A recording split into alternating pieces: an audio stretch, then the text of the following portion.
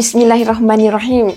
Hai, Assalamualaikum. Welcome back to Cengkeh Channel. Terima kasih akak ucapkan kepada semua kerana sentiasa memberi support untuk channel ni. Terima kasih juga atas feedback yang diberikan oleh korang semua untuk Cengkeh Channel. Hari ni akak akan sampaikan dua kisah seram, di mana salah satu kisah seram ni dikongsikan oleh salah seorang subscriber. Sebelum kita mulakan dengan konten untuk kali ni, apa kata akak doakan agar kita semua dipermudahkan segala urusan, dilimpah ruahkan rezeki, diberikan kesihatan yang baik insya-Allah, dan kita doakan juga untuk seluruh ahli keluarga kita, baik yang masih hidup maupun yang telah meninggal dunia, dan juga kepada saudara Islam kita yang berada di Palestin. Semoga mereka semua dilindungi insya-Allah. Amin amin amin ya rabbal alamin. بسم الله الرحمن الرحيم قل أعوذ برب الناس ملك الناس إله الناس من شر الوسواس الخناس الذي يوسوس في صدور الناس من الجنة والناس.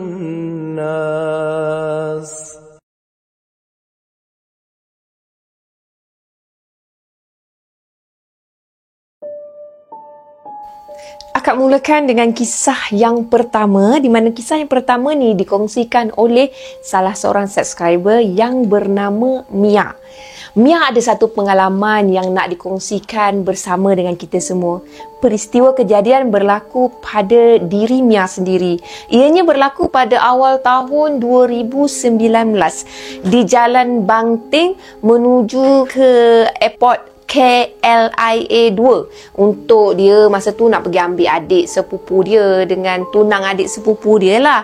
Okey, adik sepupu Mia ni seorang perempuan yang datang dari Sabah untuk bekerja di Selangor. Jadi sebagai sepupu yang tinggal di Semenanjung, maka Mia lah yang paling dekat situ untuk membantu sepupunya tu. Mia bergerak ke sana dalam pukul 11 malam macam tu dan menunggu mereka di terminal KLIA 2. Akhirnya mereka tu selamat sampai dan Mia pun berborak lah dengan mereka ni. Perbualan mereka berborak tu agak panjang, berbincang pasal kerja dan lain-lain. Selepas sekian lama mereka tu tak berjumpa, sehinggalah Mia bertemu dengan satu jambatan tau. Jambatan yang dipenuhi dengan obor-obor. Apa yang Mia nampak macam tu lah. Nampak obor-obor waktu malam. Cuba bayangkan. Jambatan tu tak adalah besar mana dan hanya boleh memuatkan sebuah kereta sahaja. Makanya pada ketika itu kereta Mia lah yang akan melalui jambatan tersebut. Mia diperasan jalan dekat jambatan tu dipenuhi dengan permata dan emas berkilau-kilau seolah-olah menyambut kedatangan Mia. Macam itulah. Waktu itulah Mia yakin yang dia dah berada di alam lain. Alam bunian mungkin. Itulah yang terdetik di hati Mia apabila Mia melihat suasana di tempat tersebut. Mia ada perasan juga tau. Jalan yang dia lalui itu tersusun dengan pohon-pohon yang besar, pohon-pohon yang rendang menutupi jalan kiri dan kanan. Untuk pengetahuan korang, Mia selalu dah melalui jalan tu untuk pergi ke KLIA 2 dan tak logik lah, tak mungkin lah kalau dia boleh tersesat kan. Itu jalan yang biasa dia guna. Walau apapun, Mia diteruskan perjalanan sehinggalah dia bertemu dengan sebuah perkampungan. Di perkampungan tu, Mia dia ada nampak sebuah pasar yang dipenuhi dengan makhluk-makhluk seperti manusia. Mia perasan makhluk-makhluk seperti manusia tu sedang berbicara dalam bahasa yang tak difahami. Mia tak dapat nak faham. Fizikal mereka memang seperti manusia macam kita-kita ni, tapi pakaian mereka seolah-olah pakaian orang zaman dahulu kala, zaman Kesultanan Melayu Melaka, macam tu lah. Tapi kebanyakan mereka memakai pakaian berwarna hitam dan berwarna putih. Dan juga ada yang memakai pakaian bercorak bunga hitam, bunga putih macam tu. Ada juga di kalangan mereka ni yang mengenakan baju kebaya dan berkerudung kain songket atas kepala. Dapat bayangkan tak macam mana berkain songket atas kepala, tutup ayu macam tu kan? Mia dia cuba untuk tenangkan diri dengan bersalawat. Lepas tu dia beristighfar dan dia membaca ayatul kursi. Mia dia cuba untuk tenangkan diri dia dengan berselawat, beristighfar, dan dia ada juga membaca ayatul kursi. Dalam masa yang sama, Mia dia keluarkan telefon bimbit milik dia. Mia nak menghubungi sesiapa sahaja untuk meminta pertolongan. Tapi Mia perasan pada ketika itu di alam sana, sebab dia dah dapat rasakan itu bukan alam kita biasa tau. Di alam sana tu mana ada lain korang? Takkan ada lain kan? Memang tak ada lain. Dan dia perasan waktu tu jam di tangan dia tak berdetik. Jam tu stop. Ketika Mia ingin bertanya kepada adik sepupu dia dengan tunang adik sepupunya dekat belakang tu, apa yang mereka lihat, masa tu kan, mereka berdua tu hanya memandang Mia seolah-olah mereka dipukau tau. Mereka hanya merenung Mia dengan pandangan yang tajam. Bola mata mereka tu jadi besar dan tak berkedip korang. Nampak sangat macam di luar akal fikiran, tapi itulah yang sedang Mia lalui. Mia memang nampak dengan jelas. Mereka berdua tu memang nampak different sangat. Kebetulan pulanya time tu anak Mia dia ikut temankan Mia sekali. Jadi anak Mia dia duduk dekat belakang. Tapi time tu Mia perasan anak Mia tu memang tengah nyenyak tidur. Jadi Mia ni dia cuba panggilkan anak dia, panggilkan juga anak dia, panggilkan anak dia, tapi anak dia tak menyahut. Peliklah sebab Mia panggil bukan nada yang perlahan tau. Mia panggil beria-ria, tapi still juga anak dia tak bagi respon. Mia diteruskan juga perjalanan dia tu ke depan untuk mencari jalan keluar. Manalah tahu kan adalah pertolongan yang boleh membantu dia kan. Sehinggalah Mia ni bertemu dengan dua orang pemuda yang tinggi lampai. Pemuda tu sedang menaiki motosikal. Boleh dikatakan macam motosikal lah, tapi motosikal yang agak aneh, yang tak pernah Mia lihat di dunia kita ni. Memang different sangat lah. Nampak aneh sangat. Mia dia cuba untuk menyapa mereka berdua tu untuk minta pertolongan. Tapi Mia perasan mereka memberhentikan kenderaan aneh mereka tu di sebuah pintu gerbang yang agak lebar besar. Tingginya melebihi tiang lampu jalan. Itulah yang Mia boleh katakan pintu gerbang tu diperbuat daripada emas dan tembok di sekitar pintu gerbang tu juga diperbuat daripada emas. Boleh dikatakan totally nampak macam berkilat-kilat emas lah yang dia nampak. Mereka berdua tu dia tengok ke arah Mia dan dia jawab pertolongan Mia. Mia minta tolong kan, gedek-gedek semua minta tolong, bagi tahu semua. Dia pandang, dia tengok Mia.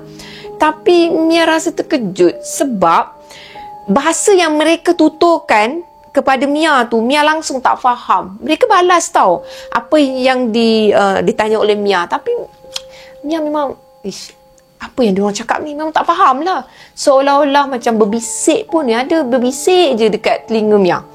Selepas mereka berlalu pergi, Mia terpandang dan dia perasan masa tu Mia dia tengok ada dua buah istana.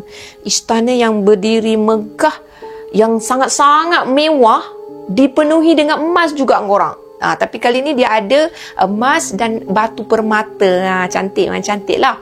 Yang mana kita tak dapat tengok dekat dunia nyata kita ni. Memang tak dapat tengok semewah macam tu. Dan juga Mia dia perasan, dia melihat ada 4 huruf tulisan di bahagian tembok luar. Tapi Mia lupa pula apa yang ditulis. Sampailah hati Mia ni berkata seolah-olah macam Mia ni terpanggil untuk pergi ke istana tu. Seolah-olah ada seseorang yang suruh turun dari kereta dan memasuki kawasan istana berkenaan. Terdetik juga di hati Mia ni untuk turun juga sebab dia nak panggil pada siapa-siapa lah yang ada kat situ nak minta tolong kan. Maknanya Mia ni dia turun jugalah daripada kereta dia.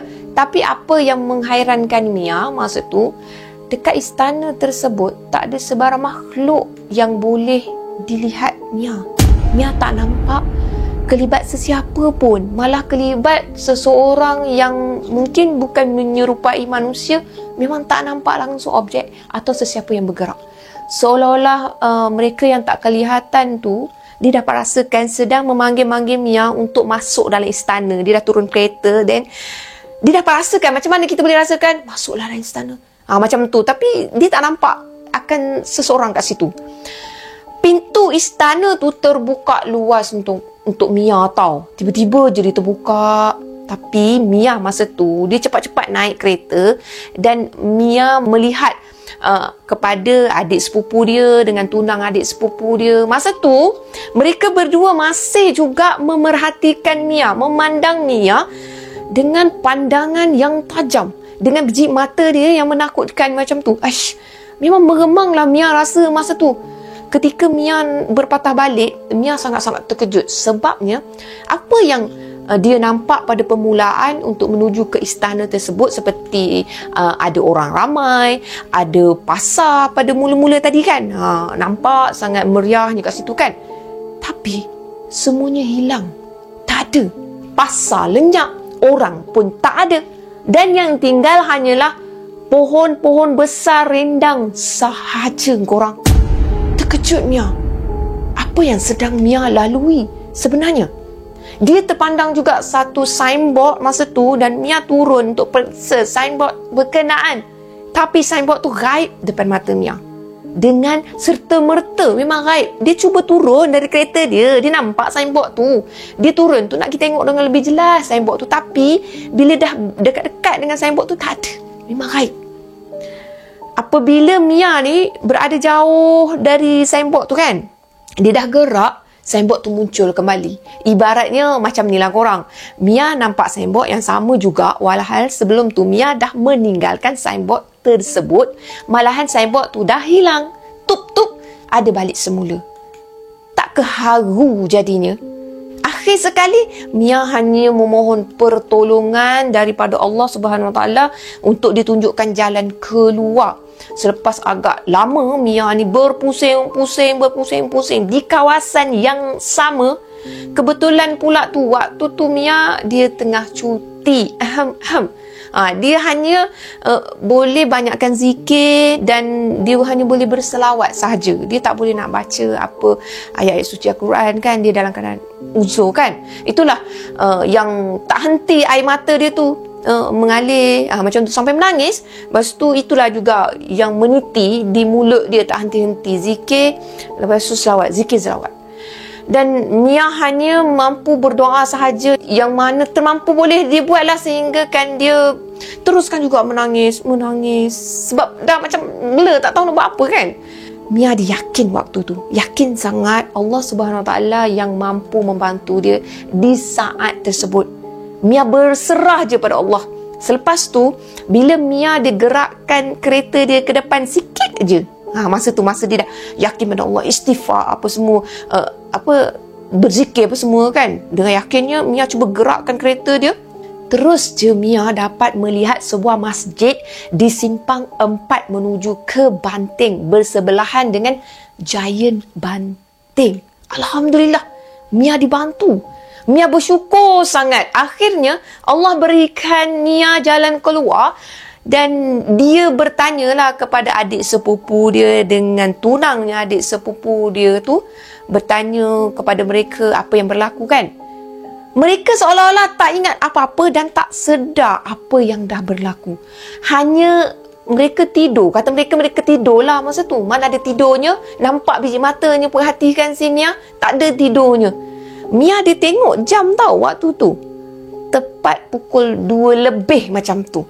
Mia dia berfikir dalam emosi yang pelik. Agak lama sebenarnya dia berpusing di alam tersebut. Tapi apabila dia keluar je dari sana, Mia perasan rupa-rupanya tak memakan masa yang begitu lama dekat dunia kita.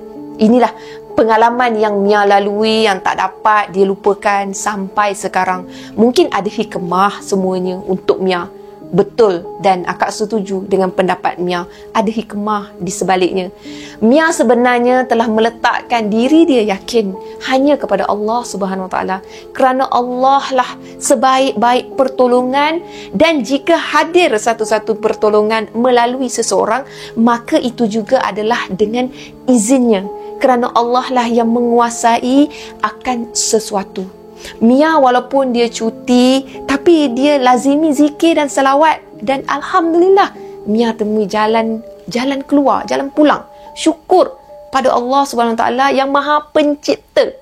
Subhanallah. Alhamdulillah. Selesai untuk kisah yang pertama. Akak teruskan dengan kisah yang kedua bertajuk kan dah kena. Untuk kisah ni, akak nak penuhi satu permintaan dari salah seorang subscriber. Katanya, Kak, bila nak gunakan nama saya, Kak? Dah lama saya tunggu. Nama saya Aiman. Makanya hari ni akak akan penuhi permintaan adik Aiman. Akak teruskan dengan kisah yang kedua ni. Kakak dah cakap tadi kan? Yang bertajuk, kan dah kena. Cerita ni merupakan kisah yang diceritakan oleh adik Aiman. Bukan Aiman tahu yang lalui, adik Aiman. Aiman adalah nama subscriber dan dia bukanlah nama sebenar. Kat take note kat situ tau. Aiman dianggap adik dia tu adalah adik yang paling nakal dalam family dia. Al-maklumlah, budak-budak nak meningkat remaja ni rajin sangat melepak dengan kawan-kawan sampai ke tengah malam. Bila ditegur suruh balik awal, katanya malam masih muda.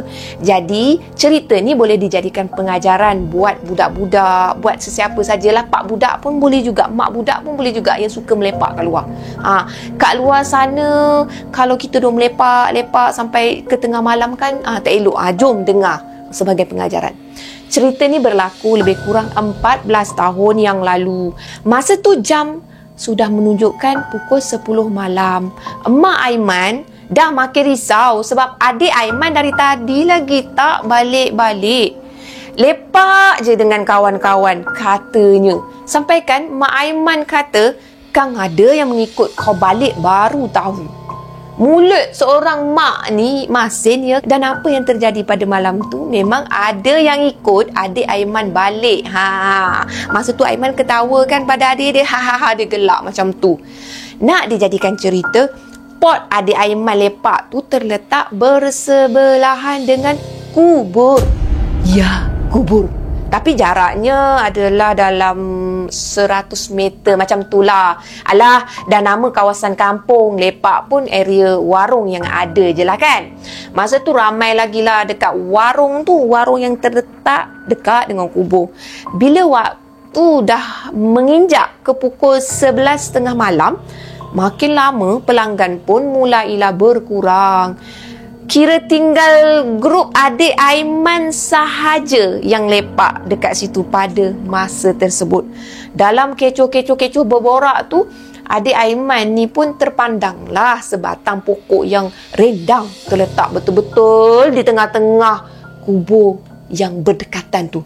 Tiba-tiba dia terperasan dekat dahan pokok tu macam ada benda yang bergoyang-goyang. Makin dia amati, barulah adik Aiman tu perasan apa yang dia nampak tu adalah sepasang kaki perempuan yang sedang berhayun dekat dahan pokok tu. Adik Aiman pun dia dongakkan kepala dia. Alah, dongak sikit je, bukan banyak pun dia nak tengok kan. Nah, dia tunjuk satu badan, tapi benda yang bergayuk tu pandang ke bawah. Dia tak pandang ke arah adik Aiman. Jadinya muka dia memang adik Aiman tak nampak lah. Rambut dia pula panjang. Punyalah panjang. Cecah sampai ke lutut korang. Dan yang paling menakutkan, perempuan tu duduk menghadap adik Aiman. Walaupun adik Aiman tak nampak muka, tapi itu dah menyeramkan. Kawan adik Aiman ni panggil je Faizal. Bukan nama sebenar juga. Faizal pun dia tegurlah adik Aiman tu sebab lama sangat Faizal tu dia tengok kan adik Aiman tu duk tenung ke arah pokok tu kan. So dia tegur lah, apa yang kau tengok Tijat? Adik Aiman terkejut. Sambil tu dia tunjuk lah dekat pokok tu. Bila semua kawan-kawan dia toleh ke arah yang ditunjukkan tu, habis semua getah lutut tau. Semua nampak apa yang adik Aiman nampak. Salah seorang kawan dia yang agak cabul juga mulut pada waktu tu, kawan dia tu tegur. Tu hantu kan? Tu hantu kan? Lepas je kawan adik Aiman tu tegur, terus perempuan tu dongak muka menghadap ke arah mereka. Mereka pun apa lagi? Teruslah angkat helmet, bayar duit minuman, terus pergi kepada motor masing-masing. Sampai je kat motor, semua dah cuak nak balik. Apa taknya korang, kalau mereka tu nak balik, mereka akan tempuhi laluan depan kubur tu. Kena lalu juga depan perempuan tu. Nasib baik, salah seorang dari kawan adik Aiman tu, anak Bilal, rumah dia pun arah berlawanan dari arah kubur tersebut. Jadi mereka pun plan untuk singgah dekat rumah anak Bilal tu dulu sebelum mereka semua tu balik ke rumah masing-masing. Rumah anak Bilal tu terletak kira-kira 2 km je dari pot adik Aiman lepak tu. Lebih kurang macam tu lah. Masa on the way ke rumah anak Bilal tu, kawan adik Aiman yang tegur tadi dah terkena gangguan. Ambil kau. Motor dia tiba-tiba terasa berat sangat. Tapi dia diamkan je. Nak toleh melalui side mirror pun dia dah tak berani dah. Tiba-tiba dia terasa macam ada kain tau, mengibas-mengibas belakang kepala dia. Memang rasa sangat, dia punya angin rasa sangat. Lepas tu dia nak baca apa-apa ayat lah, tapi bacaan ayat-ayat dia pun dah tunggang langgang. Last dia laungkan azan kuat-kuat. Barulah motor dia terasa ringan korang. Dengar je kawan-kawan dia tu dengar dia azan kan, terus semua pecut motor sampai ke rumah anak Bilal tu. Lepas mereka dah parking motor mereka, semua berlari masuk ke rumah Bilal. Terkejutlah Bilal bila tengok mereka semua dah berasak-rasak masuk dalam rumah dia time tu. Memang dah kenapa dah budak-budak ni tengah-tengah malam macam ni, macam tu lah. Anak Bilal ni pun dia explain lah apa yang dah berlaku. Lepas dengar penjelasan anak dia tu, Bilal tu pun suruhlah semuanya tu tidur dekat rumah Bilal tu dulu. Esok pagi barulah balik rumah masing-masing. Adik Aiman pun dia rasa serba salah. Kang nak telefon mak nanti Kang kena marah pula.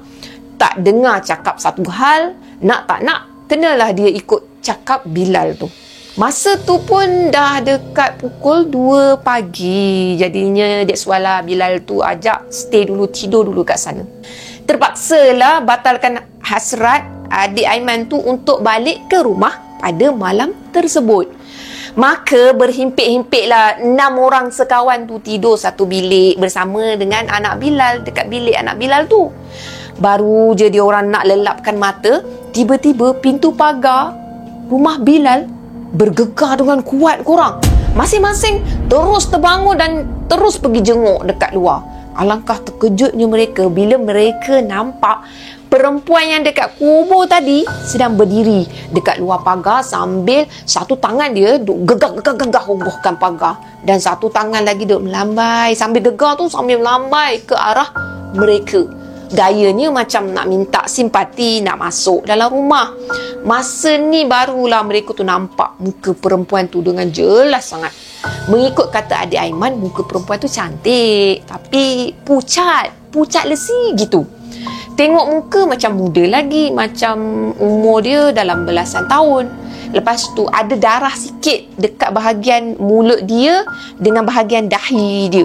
Tengok muka perempuan tu memang rasa kesian. Kata adik Aiman rasa kesian, tapi kesian pun takkanlah nak bagi masuk kan. Lepas tu anak Bilal tu pun dia cakap, tak apa korang, jangan risau. Rumah ni ayah aku dah pagarkan. InsyaAllah dia tak boleh masuk.